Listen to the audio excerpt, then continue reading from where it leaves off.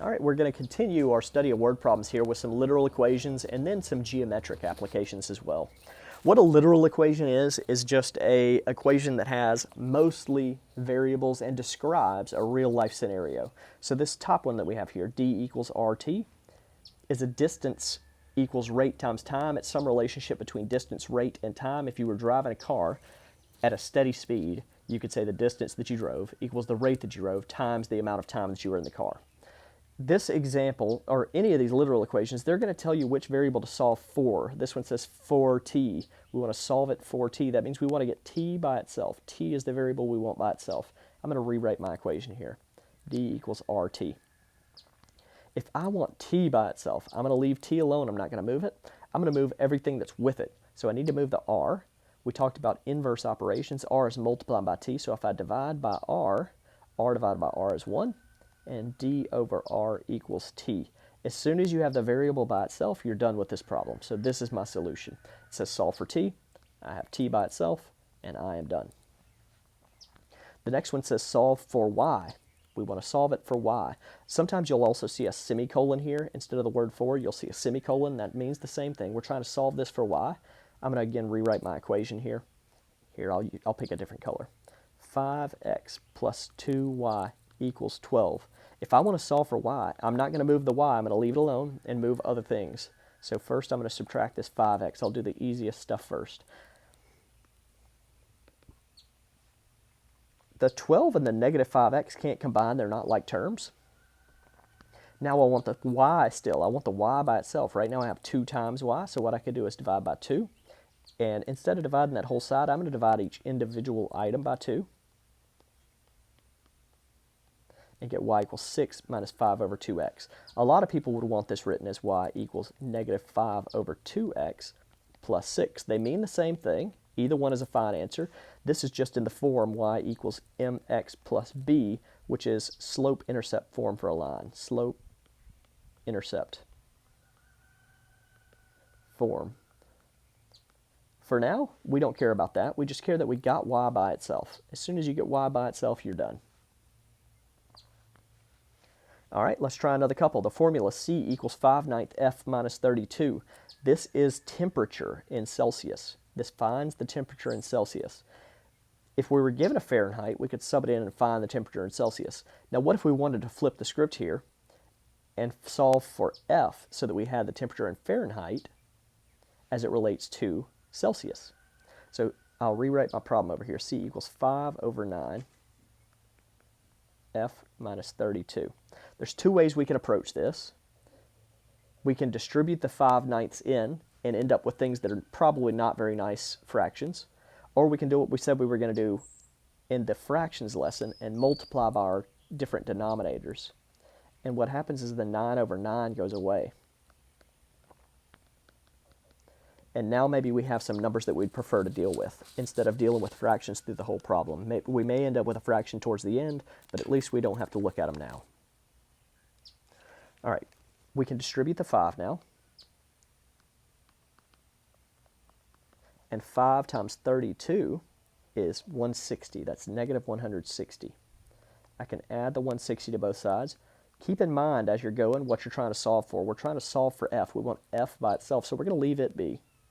So 9c plus 160 equals 5f. We almost have f by itself. We could divide by the 5, and again, I'll just divide each individual item by 5. That would be 9/5 c plus 160 divided by 5 is 32. And there we have it. We have f by itself. Check. Take a second and pause the video and see if you could solve this one. We're trying to solve it for x here. The first thing I would do here again is multiply by the 3.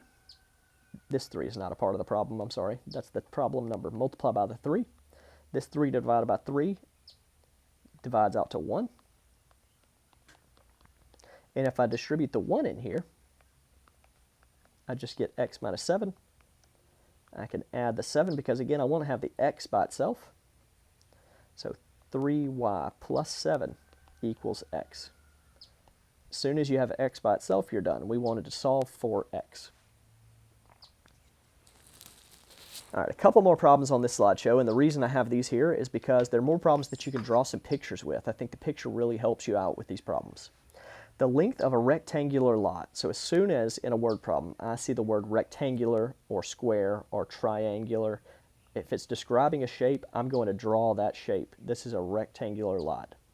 The length is 1 less than twice the width. So twice the width is 2x.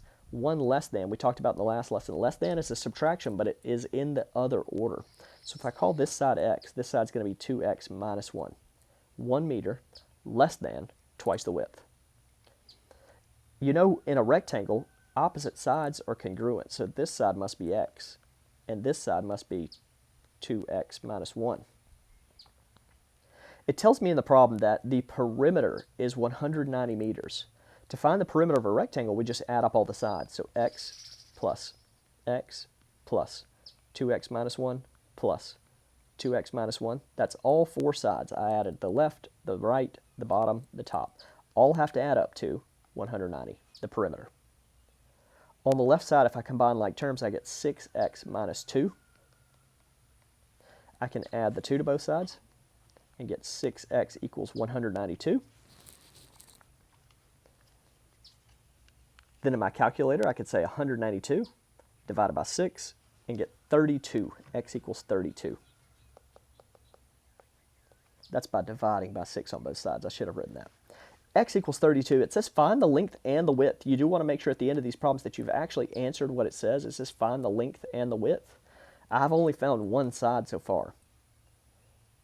It says the length is 1 meter less than twice the width.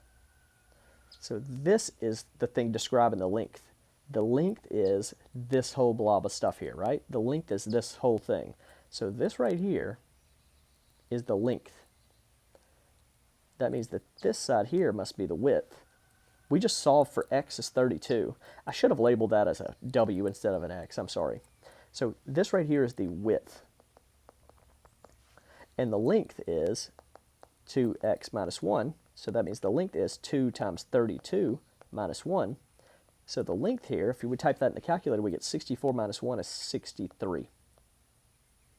And now we have solved for the length and the width. We have both the length and the width.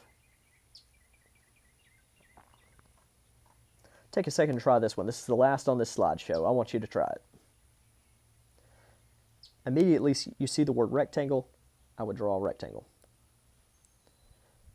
I'm going to label this time L and W. So the length, it's describing the length in terms of the width. I don't know what the width is, so I'm going to label these W and W. Remember that opposite sides are the same. The length is 10 feet less than twice the width. 10 feet less than twice the width. Again, opposite sides are congruent, so I can label those the same. The perimeter is 178, so that means if I add up all the sides, I should equal 178. Adding up all the left side, we get 6w minus 20 equals 178. 6w equals 198 if I add the 20 to both sides. And then dividing by 6 on both sides.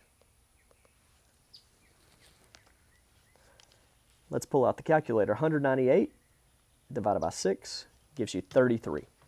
The width is 33. You see how labeling these sides really helps.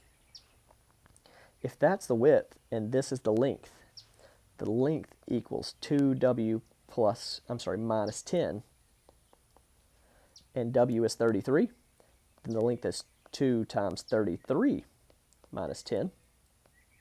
That's 66 minus 10, which is 56. We have our length and our width. We're done.